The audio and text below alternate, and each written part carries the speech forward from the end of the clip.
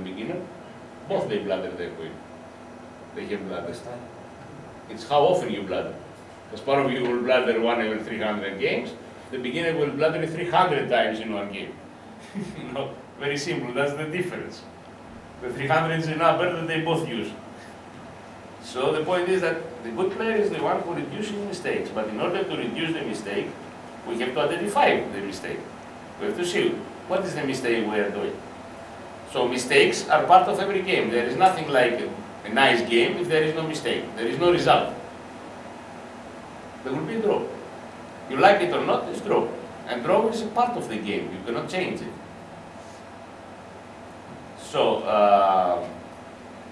players of course make mistakes, trainers as well. The technical, psychological mistakes, sometimes about wrong choices of the opening variation against a specific opponent, or about the problem of a player's knowledge. Every day when I'm backing some players, especially when there are team events where this possibility is greater, every day I'm living in hell. Because I have to make decisions. And making decisions means that you can't be like every day. Simply you will make some mistake. And then you pray. If this mistake it doesn't pay for it, it's good. So the problem is that you have to make opening choices. So how usually we work in a team event? Like now in 4 or 5 days the Olympiad starts. And I have my own responsibilities. I will be, as in the last 6 years, the trainer and the captain of the Turkish national team, men team. So every day we're gonna meet and decide who's gonna play what. According to the opponent, we'll study. We will not, usually in a team event, not usually, every time, we don't really do much chess. The main talk is about how our opponent's style, what he likes to play, what he doesn't like to play. Every player on this level, in what I'm telling now, has his own variations. He is ready. We have worked months for it.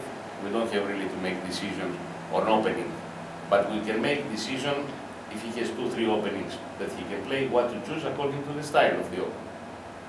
Then we have to X-ray the opponent to see what he likes.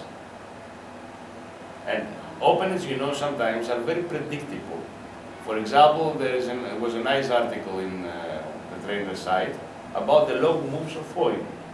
Let's say, if you check the games of Foyt, he liked very much in his game to play very long moves. They were trying to understand why, and they found out after a research that tall people they more like to make long moves, while short people they don't like so much. They don't like to be exposed so much. It's strange. But if you make such analysis, you see a lot of things that it was completely unexpected. What's the reason? I mean, there is no reason actually, but maybe the reason goes to psychology. Tall people they have no problem to expose themselves and to show themselves, while shorter people they don't like. They would like to be more hidden, and this happens. Okay, I don't say that we try to measure how long, how tall is our opponent. Forget it. There is no time, and probably he will understand what we are doing. But we try to understand things like that in the style and to make a decision, mostly psychological. If I see, for example, that the guy has not so good results, let's say, against the King's Indian, let's say, then I will probably tell to my guy, why you don't try this? In order that he has in his repertoire, of course. Because anyway, he feels uncomfortable in such position. So here comes the role of a trainer. I mean, to X-ray the opponent, but he has no much time.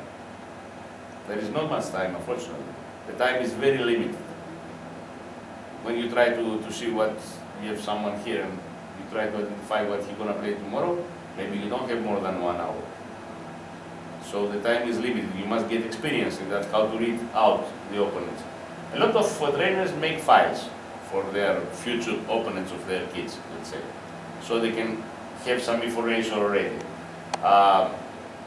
Modern sites or bases like ChessBase or others, they can create many different trees and show the process or how your opponent is really doing. There are a lot of, I am sure that most of you knows a lot of things, but here we don't make chess base. I'm sure that if you go to the help, you will find out a lot of things. So you have a lot of info. The problem is how to read the info. Here comes the trainer. How experienced the trainer to read the info given by all these things, and then to try to advise his trainee what he should go for. Very simply. And you must have some experience. I remember last round now in the World Youth Championship in Athens. For my trainee, a draw would be probably enough to become world champion. And he was white. But okay, you have to understand that we speak about 19 years old boys who was about to taste one of the most important day of his life, till now. To become world champion under 20. So the guy was a little bit in panic. How to play, what to do, to exchange, to play for a draw, how to make a draw, he was asking. So I made the research, what happened and how to play the critical games. And I preserve, after I made all of this, what you see, I start to collect critical games in the whole history, that the one opponent needed to draw and the other opponent needed to win. We don't say win-win, because this is not a critical game, it's an open fight. Critical game we identify when the one was satisfied with the draw, the other was only satisfied with a win. So both of them was very critical. So I found Lasker Capablanca, Botvinnik Brostein, Karpov Kasparov last game of Sevilla, Kasparov Karpov again, Gurevich short we found, Smith Kasparov that was gave the gold medal to Soviet Union last round and last game to finish. And we came to conclusion Kasparov is considered to be the greatest player of all times because every time he had a critical game, he took the result he was needing. It's very interesting. Every time. But he was playing really what he had to do. He was teached very well.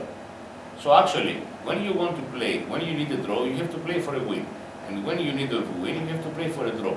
This is the main idea. And you think I make fun? Look at this game, for example, that it was played last round of Seville, within the World Championship.